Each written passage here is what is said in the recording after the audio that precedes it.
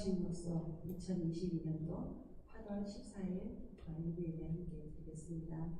주님 감사합니다. 귀하신 주일 아침 또 저에게 허락하여 주시고 또 주님의 부르심을 받아 함께 모여서 예배하게 하시니 감사합니다. 아버지 이 시간에 정말 저희의 은혜와 저희의 만족만을 위한 예배가 아니라 온전히 주님께 만족하고 또 주님을 실현하게 해드리는 아버지 주님께만 영광 돌리는 예배가 될 수 있도록 인도해 주시옵소서. 저희가 한 마음으로 주님 앞에 나갈 수 있도록 인도해 주시옵고 아버지 온전히 주님의 이름을 찬양할 수 있도록 인도해 주시옵소서. 감사하고 예수님 이름으로 드리겠습니다.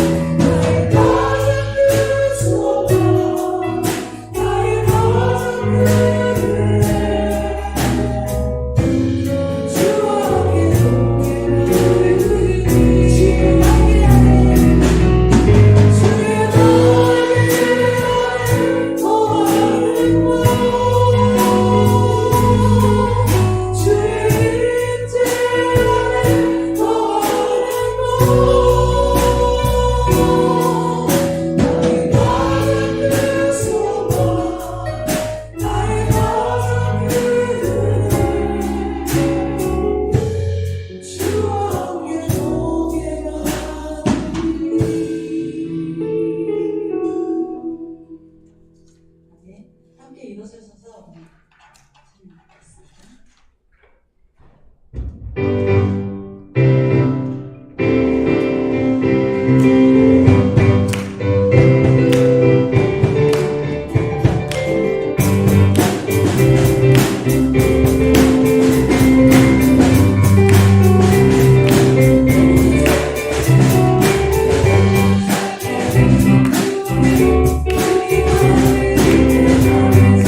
우리 마음을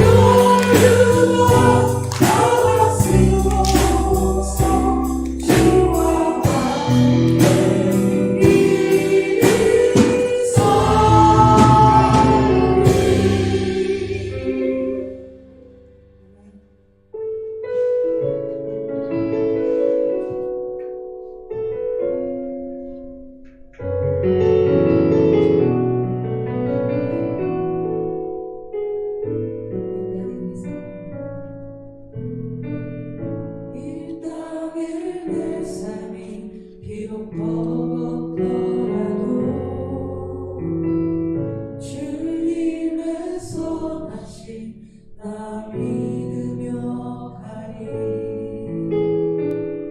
이 작은 전통에 주가 이루어 가시니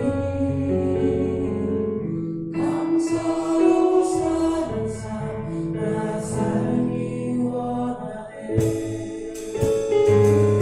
내 삶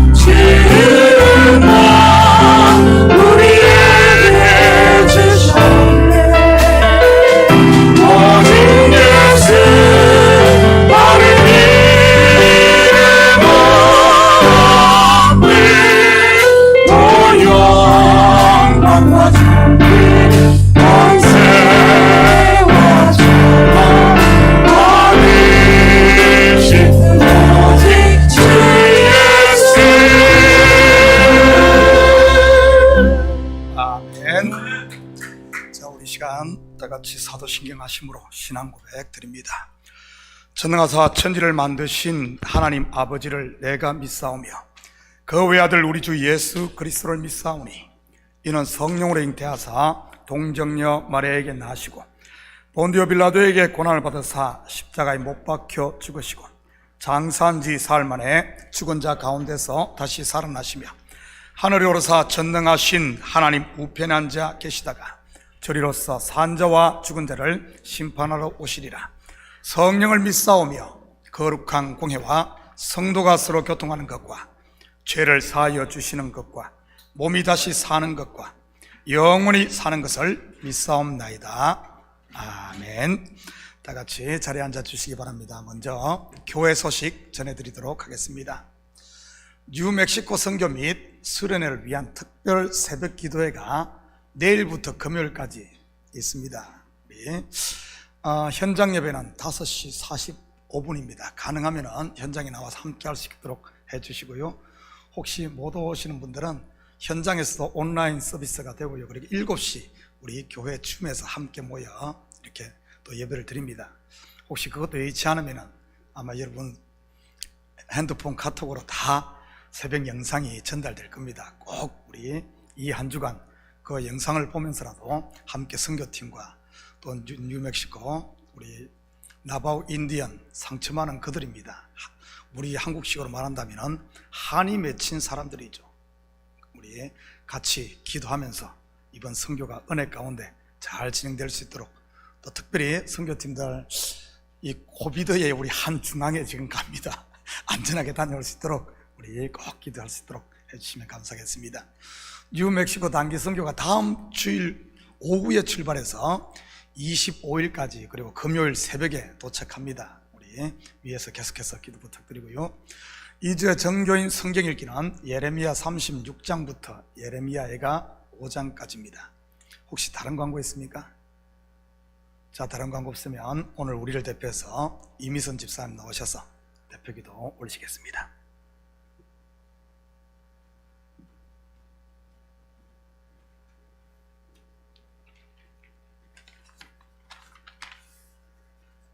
살아계시고 영화로우신 거룩하신 우리 주 하나님, 죄와 허물로 멸망당할 수밖에 없는 우리를 사랑하셔서 불러주시고 구원하시는 그 놀라운 은혜에 감사와 경배와 찬양을 드립니다. 거룩하신 주님 앞에 나아갈 수 없는 죄인들입니다. 주님, 우리를 불쌍히 여겨 주시옵소서. 주님, 우리를 불쌍히 여겨 주시옵소서. 주님, 우리를 불쌍히 여겨 주시옵소서. 예수 그리스도의 귀하신 보혈을 의지하여 은혜의 보좌 앞에 나아가길 원하오니 우리의 모든 말과 생각과 행동으로, 또한 불신앙과 불순종으로 주님의 마음을 아프게 한 죄를 씻어주시고 용서하여 주시옵소서. 그리하여 이 시간 영과 진리 안에서 드려지는 주님이 기뻐 받으시는 예배가 되게 하여 주시옵소서. 주 하나님, 말씀을 선포하시는 문덕현 목사님 위에 영육의 강건함과 성령의 충만함으로 덧입혀 주시고 말씀을 듣는 모든 성도들의 마음을 열어주시사 하나님의 선하시고 기뻐하시고 온전하신 뜻을 깨달아 순종하며 주님을 기쁘시게 하는 삶으로 열매 맺게 하여 주시옵소서. 주님, 뉴멕시코 단기 선교를 떠나게 하심을 감사합니다. 떠나는 모든 팀원들이 성령 충만한 가운데 주님의 마음으로 영혼들을 사랑하게 하여 주시고 주님의 선한 도구로 영혼들을 구원하는 현지 선교사님을 도와 합력하여 사역을 잘 감당할 수 있게 해 주시옵소서. 모든 팀원들의 일정 가운데 건강하고 안전하게 지켜주시고 악한 영의 공격으로부터 보호하여 주셔서 승리하게 하여 주시옵소서. 하나님의 나라가 확장되는 귀한 선교에 쓰임받는 우리 참교회가 되게 하여 주시옵소서. 주님, 두고 온 조국 대한민국을 위해 기도합니다. 한국의 교회가 다시금 영적으로 깨어나서 한국 땅에 영적 부흥이 일어나게 하여 주시고 신앙과 양심의 자유에 반대되는 차별금지법이 반대되고 태아의 생명을 존중하는 낙태법 개정안이 입법되게 해 주시옵소서. 우리가 사는 미국 땅이 거룩한 청교도의 신앙과 영향력을 회복하게 하여 주시옵소서. 주님, 주님을 경외하는 자들에게 약속하신 치료의 광선을 바라셔서 몸과 마음과 영의 모든 고통과 질병이 예수의 이름으로 떠나가며 나음을 입고 주님께 감사함으로 영광 돌리게 하여 주시기를 간절히 기도드립니다. 주님, 지금은 예배를 드리는 시작하는 시간이오니 마치는 시간까지 예배를 방해하는 모든 악하고 더러운 세력으로부터 전군 천사를 보내셔서 보호하여 주시고, 이어 드려지는 2부, 초등부, EM 모든 예배가 온전히 하나님만을 영화롭게 하는 예배가 되게 하여 주시옵소서. 우리를 죄에서 구원하신 사랑의 예수님 이름으로 기도드립니다. 아멘.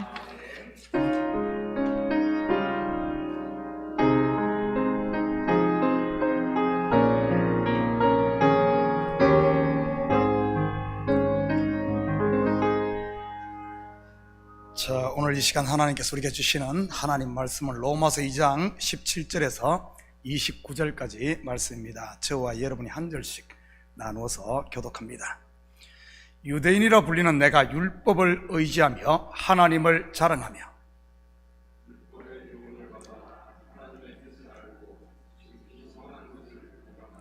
맹인의 길을 인도하는 자요 어둠에 있는 자의 빛이요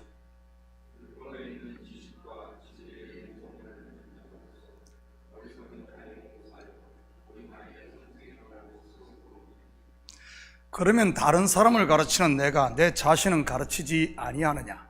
도둑질하지 말라 선포하는 내가 도둑질하느냐?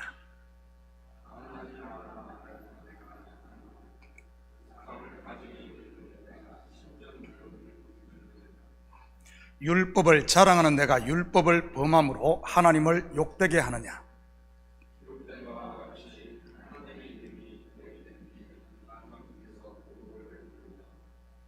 내가 율법을 행하면 할례가 유익하나 만일 율법을 범하면 내 할례가 무할례가 되느니라.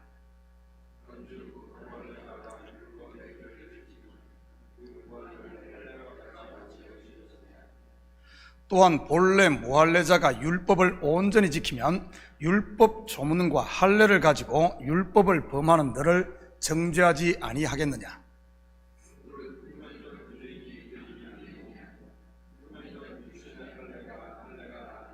함께 읽겠습니다. 오직 이면적 유대인이 유대인이며 할례는 마음에 할지니 영에 있고 율법 조문에 있지 아니한 것이라. 그 칭찬이 사람에서가 아니요 다만 하나님에게서니라. 아멘. 드려진 예물 위에 같이 기도드립니다.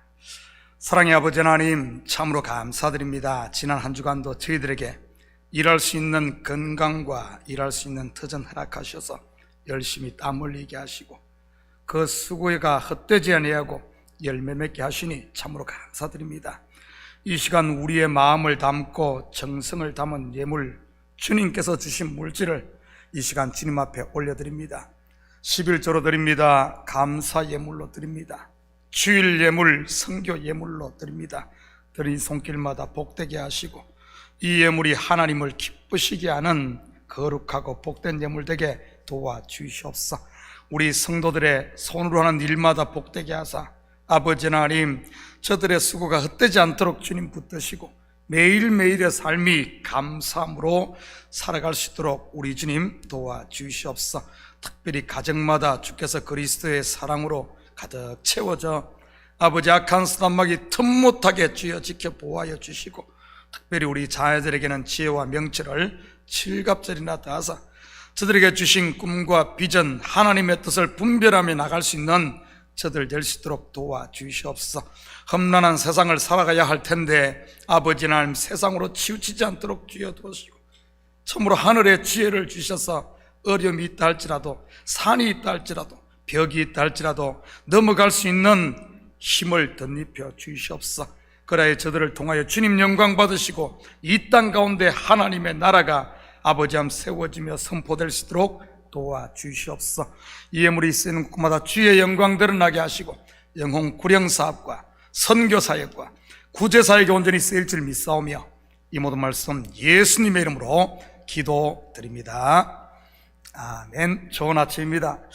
자, 우리 옆 사람과 인사하는데 오늘은 이 멘트를 가지고 인사를 합니다. 일어나 가서 선포하십시다. 자, 우리 옆 사람과 옆 사람, 없는 사람, 뒷사람 보면서 한번 인사합니다. 시작. 일어나 가서 선포하십시다. 일어나 가서 선포하라. Arise, Go and Preach. 내일부터 시작되는 뉴멕시코 나바오 인디언 보호구역 선교를 위한 특별 새벽기도의 주제입니다. 물론 같은 주제로 21일부터 25일까지 선교를 가지요. 2009년 온두라스 우라쿠 국제학교의 선교팀 19명을 파송한 것을 계기로 지금까지 14년째 선교팀을 파송하고 있습니다. 물론 팬데믹 기간 2년은 쉬었고요. 그런데 이번에는 작년과 EM을 포함해서 역대 최다 인원인 34명이 참가를 합니다. 그것도 코비드 팬데믹이 끝나지 않은 상황 가운데 말이지요. 정말 그 어느 때보다 기도가 많이 필요한 시점이 아닌가 생각합니다. 가는 날이 장날이라고 지난 금요 온가족 영성 집회 때 방송 프로그램에 오류가 생겨 유튜브 온라인 이 실시간 방송을 하지 못했습니다. 그날 현장 예배에 참석하지 못하신 분들도 있을 텐데 이번 선교팀을 이끄는 우리 김성규 선교사님께서 선교 주제를 가지고 설교를 했습니다. 먼저 주제 구절을 함께 소리내 읽어볼까요? 요나서 3장 2절입니다. 다 같이 읽습니다. 시작. 일어나 저 큰 성읍 니느웨로 가서 내가 내게 명한 바를 그들에게 선포하라 하신지라. 우리 영어로도 한번 같이 읽읍시다. 혹시 영어를 못 읽으시는 분들은 그냥 입으로 그냥 허밍해도 됩니다. The King James 버전으로 보도록 하겠습니다. 같이 읽습니다. 시작. Arise, go to Nineveh, that great city, and preach to it the message that I tell you. 영어 발음 이상한데 아침이라서 그렇습니다. Arise, 일어나, go, 가서, and preach, 전하라. 여러분, 믿음은 도전입니다. 하나님께서 아브라함에게도 똑같은 챌린지를 하지 않았습니까? 너는 고향과 친척과 아버지의 집을 떠나 내가 내게 보여줄 땅으로 가라. 모세에게도 마찬가지지요. 출애굽기 3장 9절 10절입니다. 이제 가라. 이스라엘 자손의 부르짖음이 내게 달하고 애굽 사람이 그들을 괴롭히는 학대도 내가 보았으니 이제 내가 너를 바로에게 보내어 너에게 내 백성 이스라엘을 애굽에서 인도하여 내게 하리라. 이제 가라. 40년 광야의 목자의 자리를 들고 Arise, 일어나라는 말이지요. 여호수아에게도 마찬가지 아닙니까? 내 종 모세가 죽었으니 이제 이 백성을 이끌고 내가 그들 곧 이스라엘 자손에게 주는 그 땅으로 가라 말이지요. 제자들을 향한 예수님의 마지막 지상 명령 또한 가라입니다. 너희는 가서 모든 민족을 제자로 삼아. 이번에 가는 34명의 단기 선교사들 뿐만 아니라 우리 모든 식구들도 코로나로 묶였던 자리들을 이제 털고 일어나 하나님이 보내신 곳으로 가서 그리스도의 정인으로 제자로 복음을 선포하며 살 수 있기를 축복합니다. 그날 선교사님 설교를 들으면서 번개처럼 제 머리를 서측한 것이 있었습니다. 여러분, 요나를 삼킨 큰 물고기의 실체가 뭐죠? 고래입니까? 아니면 백상아리인가요? 아니면 대왕 오징어입니까? 물론 성경을 겉으로만 보면 고래일 수도, 상어일 수도, 그리고 대왕 오징어일 수도 있습니다. 그런데 구약 성경 즉 율법은 몽학선생 곧 실체로 인도하는 표적으로 사인으로 주었다는 사실을 알아야 합니다. 오늘 읽은 본문의 사도 바울이 신랄하게 비판하는 유대인들이 바로 이 표적 곧 율법만 붙들고 있었기 때문 아닙니까? 요나의 이야기가 실제 있었던 것이다, 아니다, 아니면은 지어낸 픽션이다, 그를 삼킨 큰 물고기가 고래다, 아니다를 가지고 논쟁하고 있다면 하나님의 이름이 나로 인해 모독을 받는 것입니다. 왜냐하면 겉에만 머물고 있으니까요. 다르게 말하면 율법의 잣대로 성도들끼리 서로 죄인이다, 아니다, 의인이다, 네가 맞다, 내가 맞다 하면서 서로 정죄하고 싸움질만 하고 있다면 그것은 다름 아닌 하나님을 모독하고 있는 것이라는 사실입니다. 비록 자기는 하나님을 위해 순교한다고 우길지 모르지만 말이지, 내 몸을 불사르게 내어줄지라도 사랑이 없으면, 그 속의 진리를 알지 못하면, 하나님이 베푸신 은혜가 없으면 내게 아무 유익이 없느니라. 우리 서로 옆에 있는 사람을 보며 이렇게 권면합니다. 옆에 사람이 없으면 뒷사람 보고 해도 됩니다. 하나님 모독하지 맙시다. 같이 해요.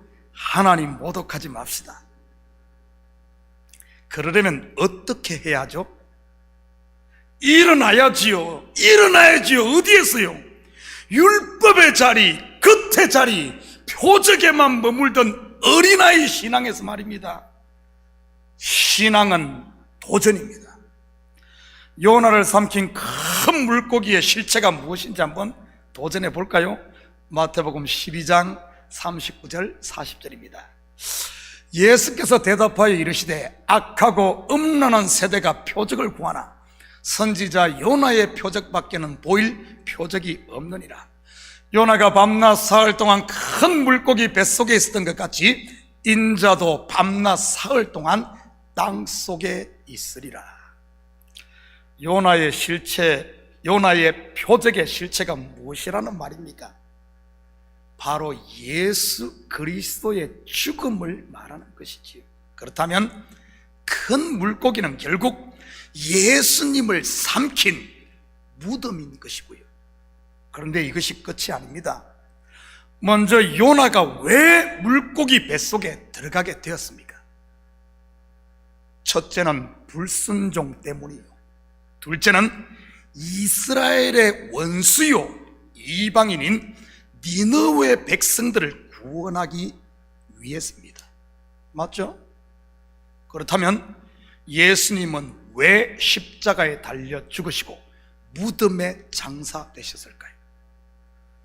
첫째는 아담과 하와의 불순종, 곧 저와 여러분의 죄 때문이요. 둘째는 하나님의 원수 되었던 이방인인 저와 여러분을 구원하기 위해서인 것이죠. 결국 율법의 요구를 충족시켜 하나님의 공의를 이루기 위해서입니다. 죄의 삭선 사망이라는 하나님의 공의 말이지. 정리하면 큰 물고기의 실체는 다름 아닌 율법이었던 것이지. 예전 설교에서 자세하게 설명한 적이 있습니다. 성경에서 큰 것, 많은 것, 먼저 된 것, 장자는 전부 율법을 일컫는 말이라고 말이죠. 이제 기억들 나십니까? 여기에 계신 저와 여러분은 전부 큰 물고기 뱃속에 들어갔다 나온 사람들인 겁니다. 요나, 바로 비둘기 말이지.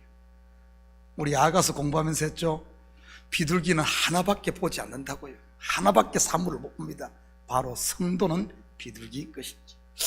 그렇다면 물고기 뱃속에서 나온 요나가 향한 곳이 어디입니까? 땅끝 니느웨입니다. 성경에서 땅끝은 저 지구 반대편이란 말이 아니라 어디 누구는 또 예루살렘 이스라엘이 땅끝이라 그러는데 그런 말이 아니라 바로 성경에서 땅끝은 원수를 말하는 겁니다. 그것도 그냥 원수가 아닌 철천지 원수 말이지. 여러분의 땅끝이 남편인 분 계십니까? 아니면 자식인 분은요? 혹시 여기 있는 목사는 아닙니까? 니느웨로 간 요나가 어떻게 하죠? Arise, go and preach. 전합니다. 그러자 3일 길에 큰 성 니느웨가 요나의 하루의 외침으로 와장창 무너지지. 왕으로부터 시작해서 심지어 짐승까지 금식을 선포하고 회개함으로 말입니다. 큰 물고기 뱃속에서 내가 죽고 다시 살아나자 니느웨 곧 이방인이 살아나는 것이지. 원수가 친구로 바뀌고 둘이 하나됨으로 말입니다. 바로 그리스도 안에서 하나됨, 이것이 바로 하나님 나라인 것이고요. 이번 선교팀에게 그리고 저와 여러분에게 이 담이 허물어져 하나됨이 있는 역사가 있기를 축복합니다. 오늘 본문 25절입니다. 네가 율법을 행하면 할례가 유익하나 만일 율법을 범하면 내 할례가 무할례가 되느니라. 먼저 바울은 유대인들이 붙들고 있던 세 가지의 자랑을 사정없이 무너뜨려 버립니다. 그게 뭐죠? 유대인들이 자랑하며 붙들고 있던 것 말이지요. 첫째는 아브라함의 자손이라는 선민의식, 둘째는 율법, 그리고 세 번째가 언약 백성의 정표인 할례입니다. 왜 이것들을 박살내 버릴까요? 그것은 바로 그들이 지금 거기에 주저앉아 있기 때문입니다. 성전 미문에 앉은 안전뱅이처럼 말이죠. 이것은 마치 독수리가 자기의 새끼가 다 자랐음에도 불구하고 둥지를 떠나지 못하고 주저앉아 있으면 그 둥지 자체를 헐어버리는 것과 같습니다. 그래야 다 자란 새끼가 날개를 펴고 창공을 날아 하늘의 왕으로서 삶을 살 수 있으니 말이지요. 그렇지 않고 내버려 두면 어떻게 됩니까? 높은 둥지에 고립되어 결국은 굶어 죽지 않겠습니까? 그래서 유대인들이 의지하던 선민의식, 율법, 그리고 할례라는 둥지를 사도 바울이 사정없이 허물어 버리는 것이지요. 예수 그리스도가 오셔서 율법을 완성하심으로 이제는 더 이상 유대인들이 새끼 독수리가 아니기 때문입니다. 다 자랐기 때문이지. 그런데 여기서 유대인들은 단순히 육신적 유대인만으로 한정을 해서는 안 됩니다. 왜냐하면 로마서는 로마에 있는 교회에게 보낸 편지이기 때문이지. 물론 로마 교회에 유대인들도 있었지만 그 주 멤버들은 이방인들이 더 많았습니다. 이방인 크리스찬 기분 좋으라고 유대인 크리스찬을 사도 바울이 사정없이 까는 것일까요? 그런 이야기 아닙니다. 이것은 유대인들이 율법 곧 겉의 것에 매여 안의 것 진리신 그리스도를 배척하며 안주하고 있듯이 로마 교회 상황이 지금 그러고 있다는 것을 말하고 있는 겁니다. 로마 교회만 그랬을까요? 아닙니다. 성경을 보면 초대교회 전체가 그러고 있었던 겁니다. 고린도 교회와 갈라디아 교회, 그리고 데살로니가 교회를 포함해 아시아에 있는 모든 교회들이 다 은혜로 시작을 했는데 율법으로 돌아가 그러고 있는 겁니다. 그래서 바울이 갈라디아 교회를 향해 너희가 성령으로 시작했다가 율법으로 마치겠느냐고 호통을 쳤던 것 아니겠습니까? 바울이 로마서를 쓴 이유도 바로 여기에 있었던 것이고요. 복음이 이미 들어간 로마 교회에 다시 복음을 전하기 위해서 말입니다. 이 다시 전하는 복음이 바로 다름 아닌 은혜의 복음 말이지. 그래서 로마서에서 가장 심도 있게 다루는 주제가 율법에서 난 의를 사정없이 깨버리고 그리스도의 은혜를 이야기하는 겁니다. 이것은 지금 우리도 예외는 아니라는 사실입니다. 분명 그리스도의 피 공로로 거듭나 새 사람이 되었지만 이대로가 좋사오니 하면서 도전을 포기하고 율법과 은혜의 보드라인에 멈추어 있는 경우가 사실 대부분 아닙니까? 다시 25절을 보면 내가 율법을 행하면, 네가 율법을 행하면 무슨 말입니까? 도둑질하지 않고 살인하지 않고 간음하지 않으면 그 말인가요? 여러분, 유대인들은 우리가 상상하는 그 이상으로 이런 것들을 철저하게 지켰습니다. 그 중에서도 특히 바리새인들은 말이지요, 안식일에는 엘리베이터 버튼도 누르지 않습니다. 심지어 전쟁 중에 적이 칼을 들고 쫓아와도 안식일에는 뛰지 않습니다. 그러다가 다 죽었지만 말이지요. 그만큼 율법을 지키려고 애썼던 사람들입니다. 율법을 지키겠다고 자기의 목숨까지도 헌신짝처럼 버리는 유대인들에게 그것 가지고 안 돼, 율법을 더 지키라고 말하는 것일까요? 여러분, 좀 생각을 하면서 성경을 보십시오. 생각을 하면서. 머리 왜 달아두었어요? 생각을 하면서 좀 보십시오. 다들 성경을 그렇게만 보니까 결국 율법에다가 새 층만 자꾸 더 붙이는 거예요. 더 붙이는 거. 그러시니 예수님 당시 율법이 613개나 되었던 것 아닙니까? 그렇게 새 층을 늘려 사람들을 꼼짝달싹도 못하게 얽어매는 게 신앙 좋은 것일까요? 여러분, 지금 교회들이 그러고 있지 않습니까? 성도들을 눈코 뜰 새 없이 바쁘게 뺑뺑이 돌리는 것이 마치 좋은 교회인 것처럼 말이지요. 예배만 해도 그렇지 않습니까? 주일 대예배, 오후 찬양예배, 저녁예배, 새벽예배, 수요예배, 금요예배, 구역예배, 신방예배, 무슨 예배 하면서 예배 숫자만 잔뜩 늘려놨어. 헌금 명목만 해도 여러분 70가지가 넘는다는 걸 아십니까? 그렇다면 율법을 행한다는 말의 진의가 무엇일까요?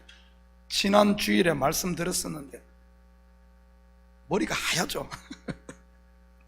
Arise and go입니다. 율법의 의로 율법의 죄를 깨달았으면 이제는 어떻게 해야 합니까? 가야지요. 전부여 어지없어서 손들고 옵니다. 바로 주님께로, 예수께로 나와야지요. 땅에서 땅으로만 떠돌지 말고 광야만 계속 헤매지 말고 말이지요. 어디로요? 땅에서 짐들을 붓고 하늘로, 광야에서 요단강을 건너 요단강에 죽고 가나안으로, 나에게서 나와 주님께로, 그리고 나에게서 너에게로 말이지. 오해에서 이해로, 미움에서 긍휼로, 원수에서 친구로 말입니다. 마태복음 5장 20절입니다. 내가 너희에게 이르노니 너희 의가 서기관과 바리새인보다 더 낫지 못하면 결코 천국에 들어가지 못하리라. 여기서 서기관과 바리새인보다 더 나은 의가 무엇이겠습니까? 새칙을 늘리는 것일까요? 아닙니다. 바로 차원이 다른 의, 곧 그리스도의 의입니다. 율법의 의가 아닌 차원이 다른, 나에게서 난 율법의 의를 이제는 배설문처럼 버려버리고 하늘에서 완성하신 바로 하나님의 의를 덧입는 것 말이지요. 오직 은혜로 주어지는 예복 말입니다. 이 예복 입는 것이 사도 바울이 말하는 율법을 행하는 것입니다. 그러면 어떻게 됩니까? 25절 다시 볼까요? 내가 율법을 행하면 할례가 유익하나. 이 율법을 행하면, 다시 말해 예수 그리스도께로 내가 온전히 그분을 영접하면 할례가 유익하나. 할례가 뭐죠? 남자의 생식의 끝을 자르는 의식으로 나는 더 이상 자식을 낳을 수 없는 죽은 자입니다 하는 것이 할례인 겁니다. 아브라함이 99세 때 이 할례를 받지 않았습니까? 나는 더 이상 자식을 낳을 수 없는 존재입니다 하는 고백 말이죠. 여러분, 그렇다면 그의 아내 사라는 할례를 받았을까요? 받지 않았을까요? 받지 않았다 하시는 분 손들어 보시기 바랍니다. 사라는 할례를 받지 않았다 손들어 봐요. 그렇다면 받았다 하시는 분 손들어 보십시오. 자, 목사님, 여자가 어떻게 할례를 받습니까? 아프리카 같은 곳에서는 여성들도 할례를 받는다는 소리 못 들었어요? 여러분, 손들지 않은 분들은 뭐죠? 괜히 찍었다 틀리는 것보다 그냥 블랭크로 두는 게 낫다입니까? 아주 지혜로우십니다. 여러분, 겉으로만 보면 분명 할례를 받지 않은 게 맞습니다. 그런데 속으로 보면요, 속으로 보면 어떨까요? 사라도 할례를 받았습니다. 여러분, 이걸 가지고 이단 시비 걸지 마시기 바랍니다. 제가 설명해 드리겠습니다. 어떻게 해요? 하나님께서 직접 잘라내심으로 말이지요.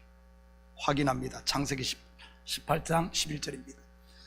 아브라함과 사라는 나이가 많아 늙었고 사라에게는 여성의 생리가 끊어졌는지라. 생리가 끊어졌다. 생리가 끊어졌다. 할례라는 히브리어 브릿 밀라는 끊어지다, 잘라내다, 쪼개다라는 동사 바라에서 온 단어입니다. 언약이라는 단어 베리트, 언약을 베리트라고 하는데 이 베리트도 쪼개다라는 바라에서 온 단어입니다. 모두가 좋아하는 복이라는 단어 바라크 또한 같은 어근 바라에서 왔습니다. 이것은 무엇을 말하는 것일까요? 바로 성도에게 주어지는 복, 곧 바라크는 어떤 존재의 쪼개짐, 어떤 존재의 잘라짐, 곧 죽음을 통해 온다는 말입니다. 바로 예수 그리스도의 십자가 죽음 말이지요. 아브라함이 할례를 받고 100세에 낳은 아들, 100세에 이삭을 낳은 것은 예수 그리스도께서 십자가에서 쪼개지심 곧 죽음으로 언약 아래 있는 저와 여러분이 구원을 받는 것을 말하는 것입니다. 다시 말해 예수님께서 스스로 할례를 받으신 것이지요. 아브라함이 그랬듯이 말입니다. 그런데 사라는 스스로 할례를 받은 것이 아닌 여성의 생리가 끊어짐, 곧 하나님께서 할례를 시킨 겁니다. 한마디로 그녀의 생식 능력을 죽인 것이지. 이것은 구속 역사로 보면 예수님께서 죽으심으로 그의 신부된 아내된 저와 여러분이 그와 함께 할례 받고, 다시 말해 십자가에 죽는 할례 받음을 말하는 것입니다. 그리고 그와 함께 부활하는 것이죠. 아브라함이 할례를 받아 더 이상 육신의 생식 능력을 상실할 때 죽었던 사라의 태가 살아나 아들을 낳았듯이 말이지. 우리 목사님이 그런데 여자도 할례를 해야 하는데 여러분 또 이런 소리 하고 다니지는 말고요. 영적인 이야기를 하는 겁니다. 육신의 할례 1000번을 해도 자기 몸을 불살라 내어줘도 사랑이 없으면 뭐라고요? 아무 소용이 없느니라. 그때까지만 머물지 마시고 이제 일어나 진리 안으로 들어가 자유할 수 있기를 축복합니다.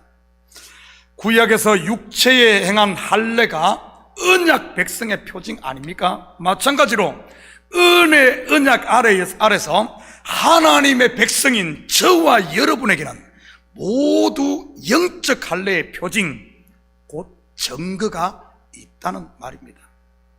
바로 예수의 흔적, 곧 자기 부인이요. 두 번째는 그분께서 보증으로 우리에게 주신 하나님의 인, 도장, 성령 말이지. 이처럼 영적인 할례를 받은 성도는 아브라함과 사라가 이삭을 낳듯 그 속에 하나님의 아들 그리스도가 잉태되는 것이죠. 다시 말해 우리가 하나님의 아들, 하나님의 자녀가 되는 겁니다. 이런 사람을 일컬어 바울은 이면적 유대인이라고 부르며 마음의 할례를 받았다고 하는 것이지요. 29절입니다. 오직 이면적 유대인이 유대인이며 할례는 마음에 할지니 영에 있고 율법 조문에 있지 아니한 것이라. 그 칭찬이 사람에서가 아니요 다만 하나님에게서니라. 이면적 유대인 할 때 여러분 유대인이란 뜻이 뭐죠? 유대인이란 뜻이 뭐예요? 창세기 29장 35절입니다.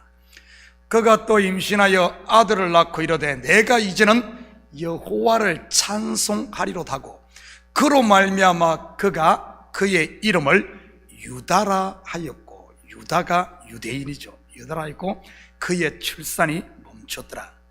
유다의 뜻이 뭐죠? 여호와를 찬송하리로다. 바로 찬송입니다. 이사야 43장 18절에서 21절 저와 여러분이 한 절씩 교독합니다. 제가 먼저 읽겠습니다. 너희는 이전 일을 기억하지 말며 옛날 일을 생각하지 말라.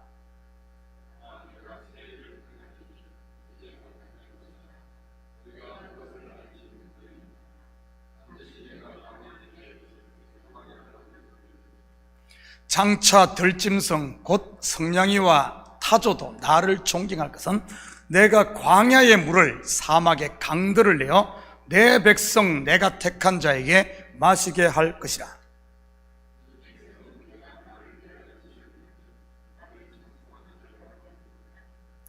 예수와 함께 죽고 그리스도와 함께 산 브릿 밀라, 바로 마음의 할례를 받은 저와 여러분은 베릿 곧 언약 안에 있는 백성으로 바라크, 바로 복받은 백성인 줄 믿습니다. 율법 아래 매여 메마른 사막과 같은 심령에 영생의 길이 나고 생수의 강, 은혜의 강이 흐르는 하나님의 나라 말이지. 이러한 백성이 바로 여호와를 찬송하는 이면적 유대인 저와 여러분인 겁니다. 사랑하는 성도 여러분, 이 한 주도 비록 세상이 흉흉하고 삶이 어렵더라도 한숨만 쉬면서 주저앉아 있지 마시고 과감히 arise, 자리를 들고 일어나 고 믿음의 발걸음을 옮김으로 여러분의 입술에 찬양이 가득 차고 preach, 복음을 전하며 사는 이 시대의 요나, 이 시대의 비둘기, 이 시대의 이면적 유대인, 하나님의 자녀로 당당하게 사는 저와 여러분이 되시기를 예수님의 이름으로 축복합니다. 같이 기도하십시다. 사랑의 아버지 하나님, 참으로 감사를 드립니다. 맞습니다. 우리를 아버지 하나님 율법 가운데, 사망 가운데, 저주 가운데 내버려 두지 않고 우리를 끌어내신 하나님, 아버지 하나님, 우리가 주님의 은혜로 새 사람이 되었는데 보드라인에 앉아 한숨만 쉬고 있었어야 되겠습니까? 이대로가 좋사오니 하며 머물고 있었어야 되겠습니까? 아버지 하나님, 이제는 자리를 털고 일어나서 우리의 삶의 현장에, 선교 현장에 어둠 가운데 아버지 하나님 주님의 살아계심을 전하며 빛을 비추며 사는 이 시대의 요나들 다 되게 하시고 이 시대에 주님의 제자로 살게 도와주시옵소서. 그래야 주님께서 주신 생명들을 얻고 둘이 하나됨으로 참으로 주님께 주신 하나님 나라를 마음껏 누리며 사는 복된 성도들의 삶이 될 수 있도록 우리 주님 우리에게 용기를 주시고 힘을 주시옵소서. 감사드리며 예수님의 이름으로 기도드립니다. 아멘. 자, 우리 다 같이 자리에서 일어납니다. 찬송 586장 우리 찬송 들으신 후에 축도로 예배를 마칩니다.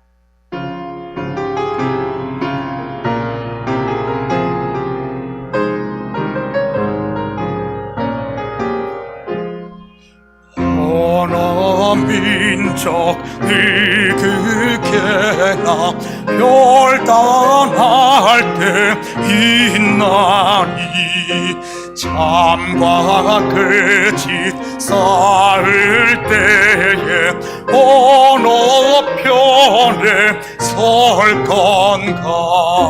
주가 주신 새 목표가 우리 앞에 보이니 빛과 어둠 사이에서 선택하며 살리라. 고상하고 아름답다 진리 편에 서는 이 진리 위에 억압받고 명예의 이로도 비겁한 자 물러서나 용감한 자 그세게 낙심한 자 돌아온 그날까지 소리라. 순교자의 빛을 따라 주의 뒤를 쫓아서 십자가를 통해 지고 암만 향해 가리라. 새 시대는 새 사명을 우리에게 주나니 진리 따라 사는 자는 전진하리 언제나. 악이 비록 성하여도 진리도를 강하다. 진리 따라 살아갈 때 어려움도 당하리. 우리 가는 그 앞길에 어두운 장막 덮쳐도 하나님이 함께 계셔 항상 지켜주시리.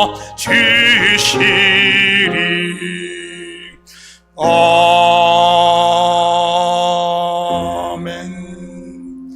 광고 하나 드리겠습니다. 우리 이번 단기 선교팀 우리 파송 시간 다음 주 2부 예배 후에 우리 이렇게 하도록 하겠습니다. 그래서 선교팀들은 가능하면은 다음 주 2부 예배 후에 우리 보니까 옷도 다 이렇게 맞춘 것 같은데 다 맞춰 입고 함께 우리 교회에서 파송식을 예배 후에 하도록 그렇게 하겠습니다. 준비해 주시기 바랍니다. 우리 같이 기도합니다.